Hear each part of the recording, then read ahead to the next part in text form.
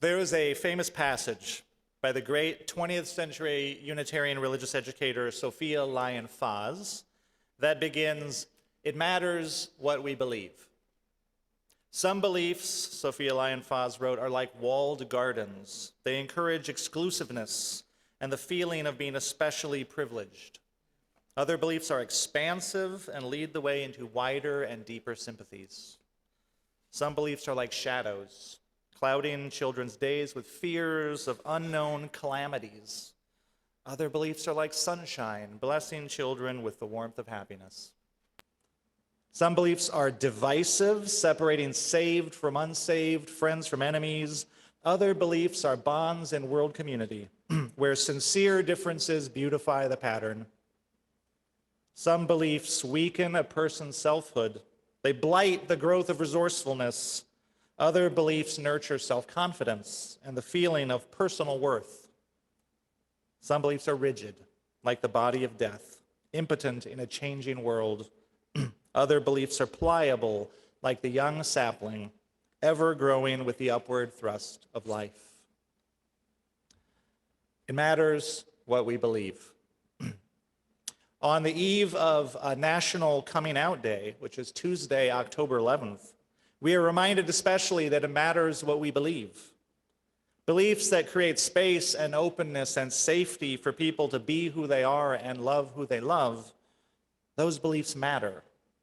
Beliefs that affirm the worth and dignity of all people save lives. Beliefs that serve as an antidote to oppressive, judgmental, even hateful religious ideologies that would condemn people for who they are, those beliefs matter and they save lives, especially the precious, irreplaceable lives of our young people. It matters what we believe. It matters what we believe because life is a mystery too beautiful and too terrible and too precious to be walled off and tamed and tucked away inside rigid ideologies and formulaic smothering certainties. And so it is our human birthright to approach the great mystery, as the poet said, cautiously and reverently and hopefully. The mystery of life is ours to approach, ours to address, each in our own way, with humility and gratitude.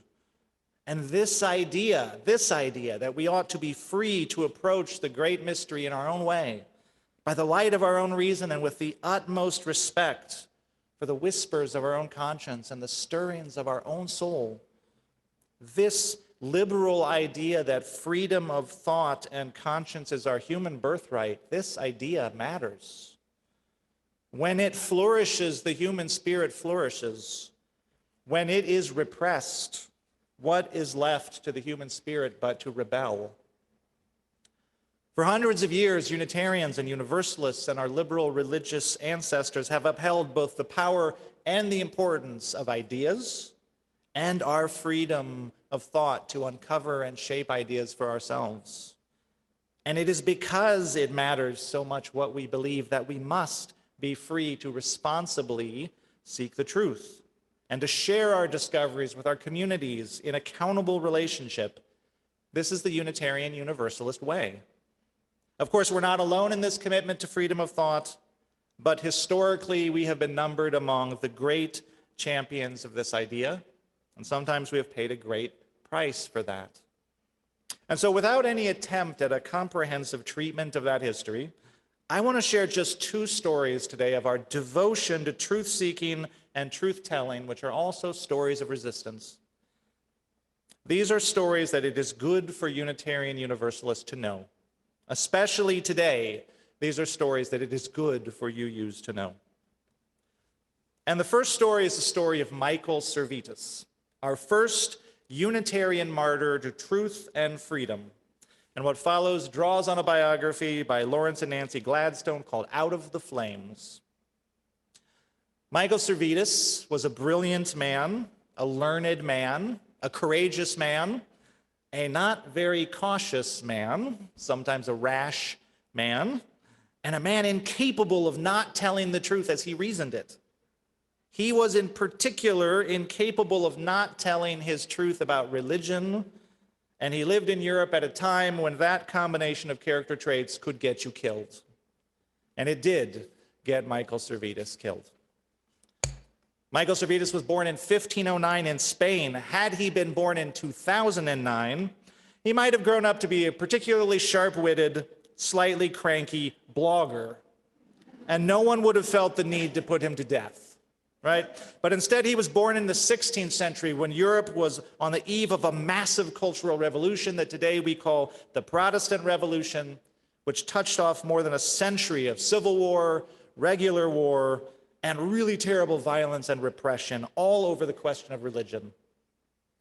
And Servetus lived in the midst of a second revolution, one that might be familiar to us today. We live in a time when the internet and social media has become this culturally disruptive technology, right? Blasting out words and ideas at this incredibly rapid pace and changing our society in unpredictable ways. Michael Servetus also lived at a time when a technological innovation was revolutionizing the cultural scene by creating new media that propagated information in culturally disruptive ways. And the technology was the printing press, and the disruptive new media was books, cheap, readily affordable books. Thanks to the printing press, anyone could get their ideas out into the world cheaply and easily, where a mass audience of newly literate people were waiting to devour those books, those ideas.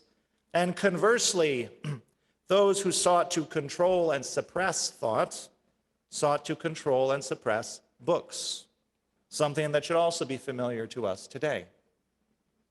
Enter Michael Servetus. Servetus was uniquely suited to make a splash in this new cultural environment. He was born in Aragon, Spain in 1509 to a family of the lower nobility. His father was a notary to a monastery. So Servetus had access to the world of books and education right from the beginning. He showed a stunning propensity for languages as a child. He mastered Latin, French, Greek, and Hebrew by the time he was 13. And these skills and this general brilliance earned him a position as an apprentice translator and a proofreader of ancient texts, and he traveled all over Europe in the very highest of circles, translating ancient texts. And at age 16, his father arranged for him to take a break from all of this work and do further studies at the University of Toulouse in France. And his father did not realize that the very staid and conservative University of Toulouse was actually a hotbed of underground student radicalism. And at Toulouse, Servetus began to connect with other free thinkers and reformers and radicals. And the students argued church politics, and they argued theology, and they passed around the new subversive literature that was being published. But as Lawrence and Nancy Goldstone write in their biography, the most subversive book that the students read, a book that if they were caught with it, it could lead to imprisonment or even death, the most subversive book was the Bible. Because the church had maintained its hold on orthodoxy for centuries by controlling access to and interpretation of the Bible. The only version available to almost anyone was the official Latin translation, and almost no one ever even got to see that. But by Servetus' day, because of this disruptive technology of the printing press, copies of the original Greek and Hebrew texts of the Bible had been put together by scholars like Erasmus, and they were being distributed. And the students at Toulouse were like secretly passing them around. And Servetus, as it turns out, could read Greek, and he could read Hebrew. And so he could read the unadulterated text of the Bible for himself.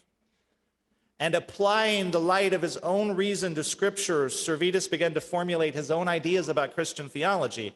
And in particular, he did not find evidence in the Bible for the orthodox belief called the Trinity, the idea that God and Jesus and the Holy Spirit are all one, and yet also distinct. Servetus became convinced of the truth of a radical idea called Unitarianism, which is the idea that there is one God and Jesus is not that God. And he began to share his radical ideas with the other students, passionately, persuasively, still underground. And Servetus, this was not just arguing about theological abstractions, right? This sounds very abstract to us today. But in his day, the error of the Trinity was at the heart of everything. Because in the Orthodox interpretation, Jesus is like this distant, unattainable entity, eternal and divine, existing outside of time. There's an unbridgeable gulf between us and God, us and Jesus. In Servetus' Unitarian tradition, Jesus is a man who became divine because he was infused with God's Spirit, and critically, everyone else stands in the same relationship to God. So we can all be infused with God's Spirit, and we all have access to divine truth. And Servetus wrote, I say that God himself is our spirit dwelling in us. There is in our spirit a certain latent energy, a certain heavenly sense, a latent divinity, and I hear its voice. And so everyone is born of the Spirit of God. This was a radical and threatening idea in his time. And on fire with his message, which he thought was the key to reforming the church and rediscovering true Christianity, he turned to the newfangled technology of the day and he published a book called On the Errors of the Trinity. The book was crude, it was passionate, it was even insulting to anyone who disagreed with him. But it was also masterfully argued. It was prodigious in its scholarship. Remember, he was a genius. It went viral. On the Errors of Trinity was a huge runaway bestseller, selling upwards of 1,000 copies. People all over Europe were talking about this book. People all over Europe were talking about this book. And they were also talking about Michael Servetus because he made the rookie mistake of publishing a passionate, vituperative work of heresy and then putting his name on it. Like right there on the cover. And the book was banned, and Servetus was sentenced to death in absentia by the Inquisition of Spain. And in absentia was just exactly how Michael Servetus intended to remain. He wanted his words out in the world, but he had no desire whatsoever to be a martyr for them. And once he realized the trouble that he was in, he went into hiding. And he stayed in hiding under assumed name for decades, where he did brilliant work as a legal scholar and actually as a scientist and a physician. He discovered the pulmonary system. Unfortunately, while Servetus was decent enough at hiding by 16th century standards, he was very bad at not arguing with people. Because he believed that ideas mattered so much, he was incapable of not talking about them. And he struck up an incredibly unwise correspondence with the Protestant reformer John Calvin for the sole purpose of arguing with him.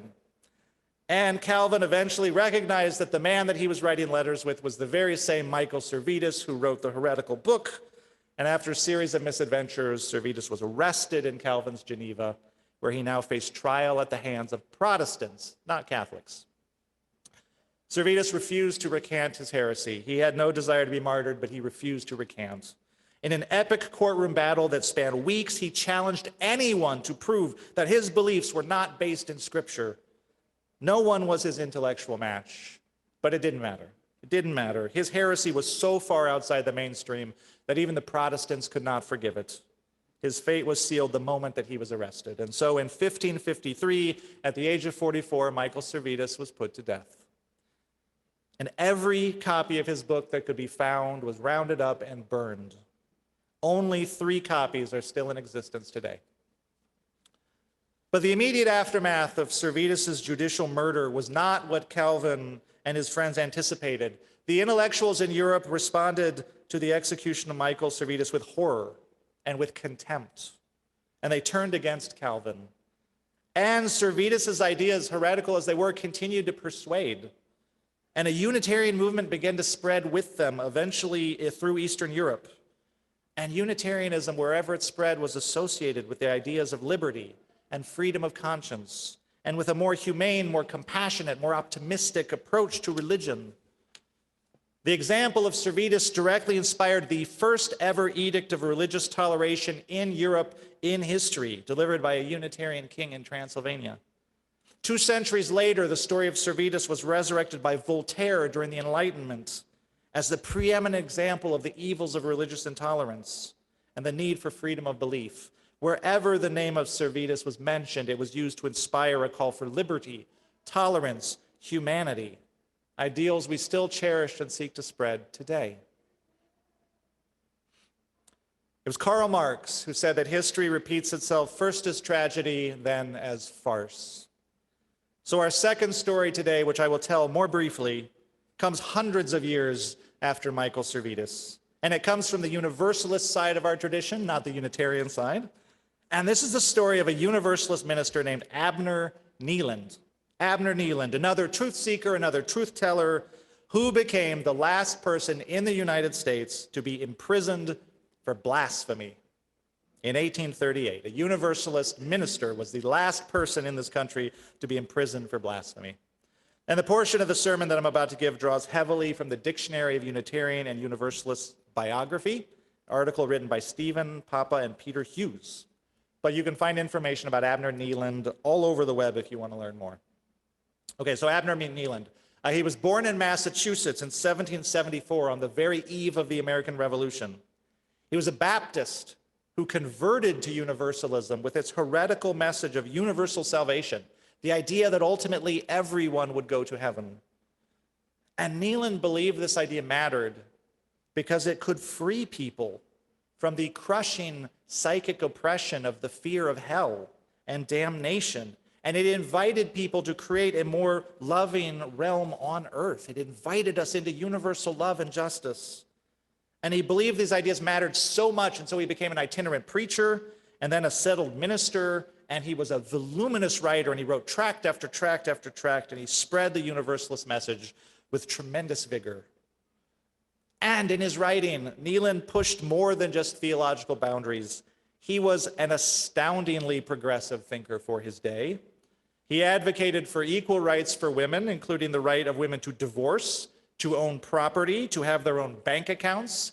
He urged women to keep their names in marriage. He advocated for birth control. This is in 1838, 1830s. He advocated for racial equality and interracial marriage. He gave his pulpit to radical women speakers, reformers, and utopian socialists. And Universalism is a free thought tradition, just like Unitarianism, but all of this was a lot for staid Boston in the 1830s. But what really got Kneeland into trouble was the increasingly severe theological doubts that he experienced over the course of his ministry. He began to doubt the literal truth of the Bible. He began to read more and more, first from those crazy Unitarians, and then from other free thinkers and radical critics of Christianity. And ultimately, he decided he was a pantheist. He equated God with nature, and he left the Christian church entirely to found a society of free inquiry, where he continued to preach his truth, and literally thousands of people would gather every Sunday to hear his talks. And in 1833, he wrote, "I believe that God and nature, so far as we can attach any rational idea to either, are synonymous. Hence, he said, I am not an atheist, I am a pantheist. He said, it is in God we live, move, and have our being, and the whole duty of man consists in promoting as much happiness as he can while he lives." And in that same year, to clarify his differences with the Universalists and why he left that tradition, he published a letter in which he said these fateful words, "Universalists believe in a God which I do not. I believe that their God is nothing more than a chimera of their own imagination," chimera of their own imagination. And for this sentence that he published, he was accused of being an atheist. He was arrested in Boston. He was charged with blasphemy, the last person in the United States to be tried for such a thing. Abner argued that he was a pantheist. He was not an atheist. He also argued that he had to be the right to be either one anyway, and to say so publicly. But the prosecution linked his supposed atheism to his radical progressivism and said that nothing less than the entire social order was at stake in this trial, the entire social order. The prosecution said if Kneeland were not punished, marriages will be dissolved, prostitution made easy and safe, moral and religious restraints removed, property invaded, and the foundations of society broken up. So just those things. And the judge evidently agreed because Kneeland was sentenced to 60 days in prison. Now, many prominent Unitarians petitioned for his release, including William Ellery Channing, our Unitarian founder, who wrote the petition Ralph Waldo Emerson, who signed it, along with many, many other leading lights of religious freedom and tolerance. And it didn't matter. Neyland did his time, and he left Boston to go found a utopian society in Iowa. He died in 1844. The U.S. historical database that says that the trial of Neyland was considered such a public embarrassment that even though the laws remain, no person has been charged with blasphemy in the U.S. ever since. So his willingness, his refusal to recant, his standing by his beliefs, his willingness even to go to prison ended this whole ridiculous idea of blasphemy trials in the United States for good. So we need stories of people like Michael Servetus and Aber Neyland today. We need these stories today when history repeats itself seemingly as both tragedy and farce. In the persecution of teachers for the crime of giving their students access to library books, and in the persecution of librarians for being librarians, and the persecution of LGBTQ kids just for existing, and in the attempted erasure of history from our schools. Tragedy and farce. And as in Neyland's day, those who would ban books and suppress thought today utilize moral panic and threats of a crumbling social order in their attempt to impose control. Right? Our contemporary book banners and book burners liken the mere acknowledgement of gay kids or trans and non-binary kids to the sexualization of children. Our contemporary censors liken the teaching of America's actual history to anti-Americanism. And I don't doubt the sincerity of their beliefs. Okay, sometimes and in some cases I do doubt it, right?